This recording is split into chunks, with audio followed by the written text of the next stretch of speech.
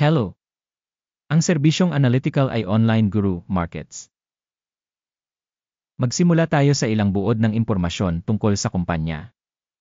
Kung kinakailangan, posibleng ihinto ang video. Maaari mong tingnang mabuti ang lahat ng mga indicator ng kumpanyang pinag-uusapan. Ngayon ay susuriin natin ang kasalukuyang mga pangunahing tagapagpahiwatig ng kumpanya. Playtika Holding Corp. Ticker, LADUA. Ang pagsusuri ay batay sa kasalukuyang impormasyon mula Agosto 18, 2025. Ayon sa klasifikasyon Guru Markets Organisasyon Playtika Holding Corp., nabibilang sa subkategory The Internet, 58 kumpanya ang nakikilahok sa pagtatasa. Makikita natin ang mga desisyong ginawa sa dulo ng video na ito. Ang resulta para sa kumpanyang pinag-uusapan ay 6-1-0 puntos. Ang average na score para sa subkategory ay 2.9 puntos. Kung titignan mo ito ng malawak, sa loob ng balangkas ng buong merkado sa amin sa kabuuan, makikita natin na ang average na rating para sa buong stock market sa kabuuan ay 1.8 puntos. Laban sa markang 6 para sa kumpanya Playtika Holding Corp. Paghahambing ng dynamics ng share price ng kumpanya Playtika Holding Corp. At pagbabahagi ng subkategory. Makikita natin na sa nakalipas na 12 buwan ang shares ng kumpanya Playtika Holding Corp. Nagpakita ng dynamics ng minus 47.2%. 35.6% ay laban sa mga pagbabago sa presyo sa subkategory. Market capitalization ng isang korporasyon Playtika Holding Corp. Nagkakahalaga ng $1.36 bilyon. Na may market capitalization na $11,341 bilyon, ang subkategory ay nagkakahalaga ng $1.1 bilyon. Ang halaga ng libro ng kumpanya ay tinatayang nasa negatibo $0.08 bilyong dolyar. At ang capitalization ng subkategory ay $1,089 bilyon. Paghahambing ng mga bahagi ng stock exchange at halaga ng libro, makikita natin ang mga sumusunod. Inookupahan bahagi Playtika Holding Corp. Sa subkategory sa kaso ng market capitalization assessment ay 0.012%. Ang halaga ng libro ay negatibo 0.007%. Pagsusuri ng market share ng kumpanya at halaga ng libro sa subkategory, masama, -1 puntos. Walang utang ang kumpanyang pinag-aralan. Rating ng antas ng utang ng kumpanya, napakahusay, 2 puntos. Ang market value to profit ratio ng kumpanya ay 15.8. Na may average para sa subkategory na 30.6.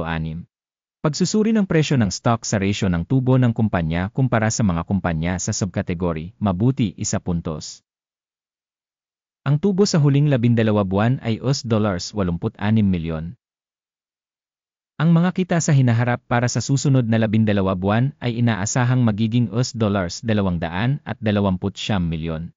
Pagtatasa ng inaasahang mga tagapagpahiwatig ng kita sa hinaharap kumpara sa mga kumpanya sa subkategory, mabuti, 1 puntos. Ang ratio ng presyo sa kita ng kumpanya ay 0.5. Average sa subkategory 7. Pagsusuri ng halaga ng merkado sa ratio ng kita kumpara sa mga tagapagpahiwatig ng mga kumpanya sa subkategory, mabuti, 1 punto. Ang kita sa huling 12 buwan ay $2,670 milyon. Ang inaasahang kita para sa susunod na 12 buwan ay inaasahang magiging $4,330 milyon. Pagtatasa ng inaasahang tagapagpahiwatig ng benta sa hinaharap kumpara sa mga tagapagpahiwatig sa subkategory, mabuti, 1 puntos. Ang marginality ay 3.2%, na ang average para sa subkategory ay 22.9%. Pagtatasa ng margin ng benta sa paghahambing sa mga tagapagpahiwatig ng mga kumpanya sa subkategory, passable, 0 puntos. Ang bahagi ng kumpanya ayon sa bilang ng mga tauhan sa subkategory ay 0.154%. Na 1,183% higit sa bahagi ng market capitalization. Ang halaga ng market capital bawat empleyado ng kumpanya ay $370,000. At para sa subkategory na $5,015,000. Pagtatasa ng halaga ng kapital bawat empleyado kumpara sa mga tagapagpahiwatig sa subkategory, mabuti, 0.5 puntos. Ang tubo sa bawat empleyado ay 24.7 libong dolyar. Average ng subkategory, $163.63,700. Pagsusuri ng kita sa bawat individual na empleyado ng kumpanya kumpara sa mga tagapagpahiwatig ng mga kumpanya sa subkategory, passable, 0 puntos. Ang bahagi ng mga benta sa bawat empleyado ng kumpanya ay $764,000 sa subkategory na $716,000. Pagsusuri ng kita sa bawat empleyado ng kumpanya kumpara sa mga tagapagpahiwatig ng mga kumpanya sa subkategory, mabuti, 0.5 puntos. Ang bilang ng maikling pagbabahagi ay 11.6%, kumpara sa average para sa subkategory na 1%. Tagapagpahiwatig Greth 14 na nagpapakita ng antas na 26% para sa kumpanya Playtika Holding Corp. Habang sa subkategory ang RC level, 14 na ay 61%. Ang kasalukuyang presyo ng pagbabahagi ng kumpanya ay nasa paligid ng $3.64.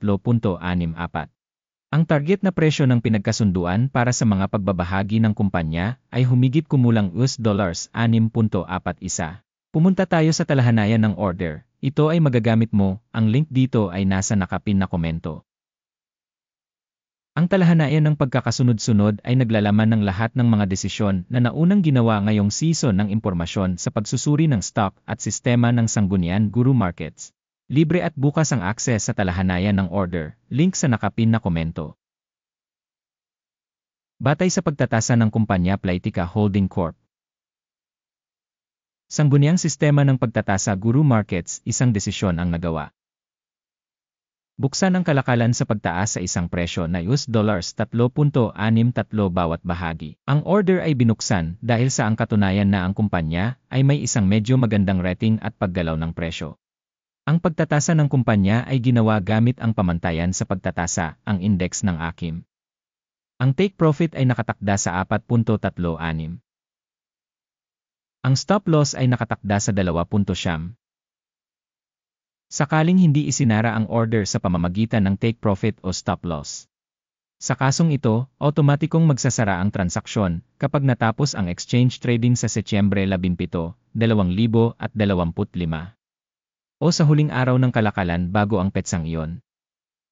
Ticker, COLN ay isang balansing transaksyon para sa pagbebenta. Ang video sa transaksyon ng balance ay may publish na o na-publish na sa channel na ito. Kapag ang isa sa mga order ay sarado, ang base o ang pagbabalanse.